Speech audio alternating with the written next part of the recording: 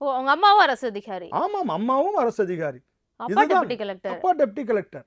அப்ப இந்த பெண்மணி இப்பொழுது திண்டுக்கல்லிலே ஒரு கல்லூரியிலே ஒரு விரிவுரையாளராக இருந்து கொண்டிருக்கின்றார். அப்ப இவர்கள் எல்லாம் ஒரு அரசு குடும்பம் அப்படிங்கிறதுனால வெளி மக்கள் மத்தியில என்னன்னா இவர்கள் ஒரு உயர்ந்த பெரிய ஒரு அரசு சார்ந்த குடும்பத்தில் இருக்காங்கன்ற ஒரு பேரை உருவாக்கி வச்சுக்கிட்டு இதன் மூலமாக வேலை வாங்கி தருவோன்னு 2011லயும் மிகப்பெரிய மோசடியில ஈடுபட்டிருக்காங்க. அப்போ இப்படி ஒரு மோசடியில ஈடுபடுறாங்க, திருமண மோசடி, அரசு வேலை வாங்கி தர பண மோசடி. அப்ப இவங்களுக்கு ஒரு உயர் அதிகாரிகள் ஒரு சர்க்கிள் வந்து சப்போர்ட் பண்றாங்க அப்படின்னா, இங்க வரக்கூடிய பணத்துல அவங்களுக்கு ஏதாவது போகுதா அப்படிங்கிற ஒரு கேள்வி இதுல வருது இல்லையா? கரெக்டான அதனால விஷயம். சப்போர்ட் பண்றாங்க. உண்மை அதுதான். பணத்தை பெற்றுக்கொண்டு இங்கு வரக்கூடிய நீங்க இன்னைக்கு இருக்கக்கூடிய பெரிய பிரச்சனையே என்னன்னா, அதிகாரிகள் இல்லாமல் இந்த நாட்டுல குற்றமே நடக்காதுங்க.